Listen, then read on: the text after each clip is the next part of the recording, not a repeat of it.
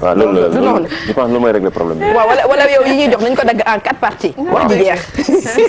Mamadou point corona tey fu mu toll. voilà point corona tey ñëw na tey ñi ngi gis maa ngi gis ñaata 24 cas positifs yoo xam ne def nañ ko gannaaw test yi nga xamante ni mi ngi toll ci 1293 tests yoo xam ne amal nañ ko 24 ñoo ñëw positif mu nekk taux de positivité mi ngi toll ci 1,86%. benn cas contact démb amuñu woon benn cas contact. tey am nañu benn cas contact 6 cas importés moom la ñuy xaar fi mu ne nii di déglu 6 cas importés yoo xam ni AIBD la fële ca Diass 17 cas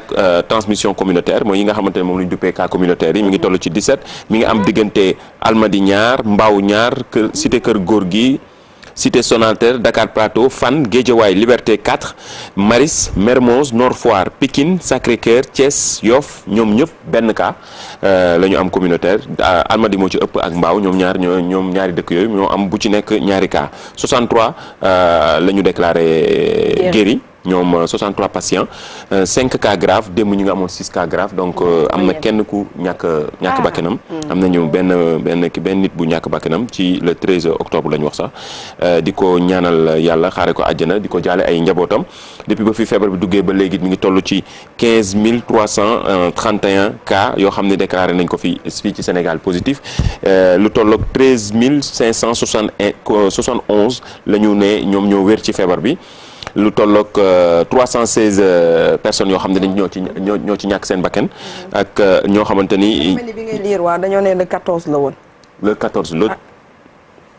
loolu la bi may liir bu bees non waaw le 14 la. le 14 la mais ñoom dañ ne ci ñàkk bakkanam ci ngi préciser le 13. d'accord ok ok. maa ngi koy gis ñoom ñi ngi préciser mais lii ma gis nii date bi le 14 la. d'accord ok. c'est vrai. parce que tey 25 positifs moo am sur 1010 tests. ok loolu la ñu daal di wax. donc on est le 21. donc aujourd'hui il y a eu. oui on est le 21 c'est ça moom laa doon wax ma ne j'ai un petit souci ak liñ ma envoyé ci date yi. d'accord ok précisément parce que day ma xool on est le 21. d'accord ok. j'ai bien précisé loolu. mu leer que ni bon. peut-être kon. donc le 21 baa ngi nii. non le 21 bi donc il y a eu 25 positifs sur 10 100 tests réalisés. effectivement. donc 7 cas contact ñoo am ak 7 cas contact 5 cas importés Mamadou Ndiaye. ak yaakaar naa 13 cas communautaires. waaw ñoom 13 cas communautaires yi moo nekk ci diggante Dakar Plateau. Liberté 2 HLM Grand Médine Kaolack Kër Mbay Fall. Mbour Ouest Foire Point E Richard Toll ak Scat Urbam ak Yoff ñoom bu ci nekk ñoo am benn Dakar Plateau moom ak Liberté 2 ñoo am ñaar. ak Liberté 6 ñoom ñoo am ñaari cas ñi ci des ñëpp benn la ñu am. Liberté 6 am na ñaari cas communautaire. 53 patients ñu ne ñoo wér 5 cas graves benn décès la ñu am. ak depuis ba fi feebar bi duggee ak léegi lim bi mi ngi toll ci 15 484 cas ont été déclarés positifs. 13 973 guéris. ak 321 yoo xamante ne dañ ci ñàkk seen bakkan di leen jaale seen ay mbokk. c'est ça leneen li mooy 1187 ñoo xam ne ñoo nekk. ci sous traitement ñu ngi wàññeeku bu baax a baax yal na gën a ñoŋ 1187 donc patients sous traitement di leen ñaanal kon ñu gën a wér kon nag nañ ko waxee 7 cas yi nga xamante ne ñoom 5 cas importés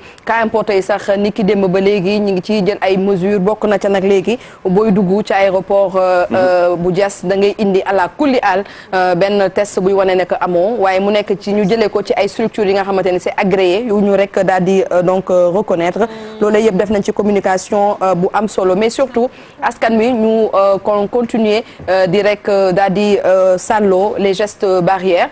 di rek mooy tondiku lu jëm ci wàllum nuyoo yu bari yi rassemblement yu bari yi taximaan yi nag gàcce ngaalaama chaque fois dama leen koy wax bu ñu leen duggee ci taxi yi dañuy gis ñu ngi takk seen masque di ko respecté bu baax a baax donc taximaan yi donc félicitations ak ñëpp ñi nga xamante ne ñi ngi bay seen waa ci rek wàllu woowu lu jëm tamit ci cas importé yi ñu bàyyi xel bu baax a baax ci aéroport bu Blaise Diagne nga xam ne léegi dañu ko rek gën a dëgëral Mamadou kon mu nekkoon tey la kii bi. normalement le premier la woon waaye dañ ko indi ba tey ndax démb dégg nañ ministre bi li mu ci wax. ministre de la santé nee na dafa dañu xool yëf yi diggante ci 48 heures rek cas wala diggante le premier ba le 19 ñu ngi noté 91 cas importés ñiy dugg presque ci 100 cas importés yi ci diggante lim bu gàtt rek déjà ñaari 48 heures rek ñu ngi ci nommé woon 25 ñu ngi ci dénombré woon maanaam lu tolloog 25 cas importés mu nekk chiffres yi nga xamante ne dafa xawoon tiital tuuti ñi nga xamante ne ñoo ŋànk mbirum santé bi fii ndaxte nekk na lu yéeme ba ñu jël dogal ne donte mesure bi nga xam ne jëloon nañ ko ne léegi désormais kuy dugg ci Sénégal di nga am test bi nga xam ne doo ko defee Sénégal mais da nga koy indaale mu nekk test bu négatif boo xam ne dina durer au minimum 5 jours léegi loolu dañ doon xaar le 1er novembre léegi tey jii sax lañ ko indi mu nekk loo xamante ni day entrer en vigueur mu nekk loo xam ne tey lay officiel ay tey daal mën nañu leeral ni képp kuy dugg Sénégal booy ñëw da ngay indaale sa test boo xam ne dafay nekk test mais test boo xamante ne da nga koy def ci laboratoire wala ci centre de boo xamante ne dañ ko agréé voilà comme ça ñu mën ko ñu façon test yu ne la ñuy indi quoi doo jëkk te doo comprendre keroog maa ngi dégg ki nga xamante ne mooy docteur Mamadou Ndiaye di ci indi ay leeral parce que nee na parfois ci aéroport bi parfois ku nekk day indi test du ñu xam ba à la limite parfois ñenn ñi sax du ñu xam ba xam na dañu def test bi pour doomu jàngoro bi est-ce que doo comprendre daal donc lii dina permettre aussi ñu indi test yu fiable yoo xamante ne di nga ko indaale boo ko indee mu nekk ay test yu négatif yoo xam dina durer au minimum 5 jours loolu baax na pour nga mën a dugg si fii ci Sénégal sinon dinañ jéem a lijjanti ak compagnie bi la indi delloo la c'est ça dañ lay refoulé mi ngi noonu li may wax rek chaque jour non bu corona bi dafa tax da nga naan dañ lay refoulé on te refoule donc on te dit retourne là où tu viens donc c'est important ils n'ont qu'à amener les tests comme ni ñu koy defee ci yeneen aéroport yi nekk surtout ci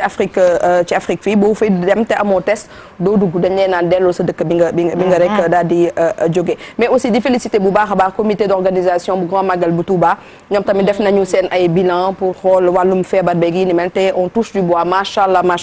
ça s'est trop bien passé donc di leen sargal bu baax a baax ci liggéey bi ñu rek daal di def ci màggal bi nañu defee gestion wu Covid bi foofilee donc di leen ci féliciter ñoom comité d'organisation bu Grand Magal bu Touba 10h33 minutes